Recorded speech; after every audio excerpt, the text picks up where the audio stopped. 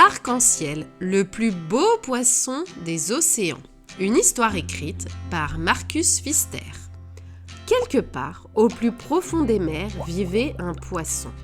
Mais ce n'était pas un poisson ordinaire.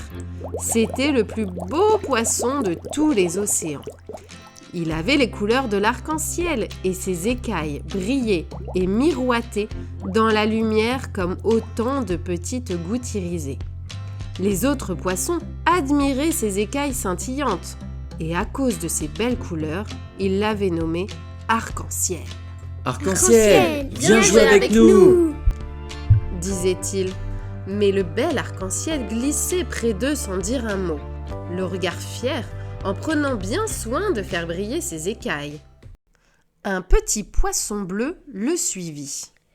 Hé, arc-en-ciel, attends-moi, donne-moi une de tes écailles, elles sont si belles, et tu en as tellement. Te donner une de mes écailles? Mais qu'est-ce que tu imagines? Allons, oust, déguerpis, s'exclama Arc-en-ciel avec dédain. Effrayé, le petit poisson bleu s'enfuit d'un coup vif de nageoire.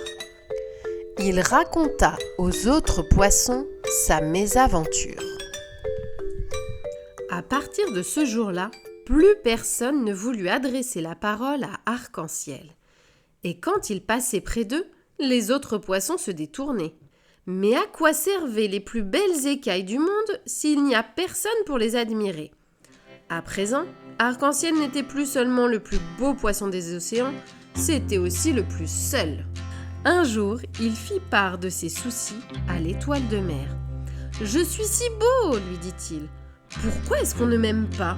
L'étoile de mer se tut un instant, puis elle dit « Derrière les récifs de corail, il y a une grotte. C'est là qu'habite Octopus, la pieuvre. Elle sait beaucoup de choses. Peut-être pourra-t-elle te donner un conseil ?» Arc-en-ciel ne tarda pas à trouver la grotte. Comme il y faisait sombre, il n'y voyait presque rien. Soudain, il vit briller 2 yeux dans l'obscurité. 3 bras s'avancèrent vers lui. « Je t'attendais !» dit Octopus d'une voix grave. « Les vagues m'ont rapporté ton histoire. Écoute bien mon conseil. Offre à chaque poisson qui te le demandera l'une de tes plus belles écailles. Tu ne seras peut-être plus le plus beau des poissons, mais tu seras un poisson heureux. » Mais il ne put rien ajouter de plus, car Octopus avait déjà disparu derrière un nuage d'encre. « Offrir mes écailles? Mes magnifiques écailles !» pensa-t-il indigné. « Jamais!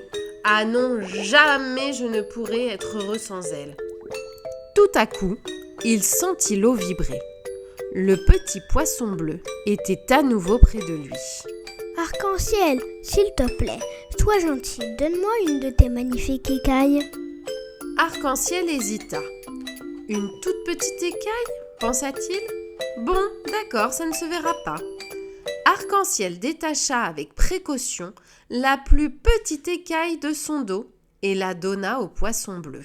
« Tiens, la voilà. Et maintenant, va-t'en !»« Oh, merci beaucoup !» dit le petit poisson tout joyeux. « C'est vraiment très gentil de ta part, Arc-en-ciel. » Arc-en-ciel se sentit tout drôle. Il regarda longuement le poisson bleu s'éloigner avec sa petite écaille scintillante. Le petit poisson bleu se promena partout avec sa belle écaille et tout le monde l'admira. Bientôt, Arc-en-ciel fut entouré d'une nuée de petits poissons. Ils voulaient tous une écaille. Et qui l'eût cru? Arc-en-ciel se mit à distribuer ses belles écailles. Cela l'amusait même de voir la joie des petits poissons. Et plus il voyait scintiller de poissons autour de lui, mieux il se sentait au milieu d'eux. Bientôt, il ne resta plus à Arc-en-ciel qu'une seule écaille brillante. Il avait distribué toutes les autres. Et il était heureux, vraiment heureux. « Viens jouer avec nous, Arc-en-ciel !» appelèrent les autres poissons. « J'arrive !» dit Arc-en-ciel. Et il s'élança tout joyeux au milieu de ses nouveaux camarades. Fin de l'histoire. Fin de l'histoire. Fin de l'histoire. Fin de l'histoire.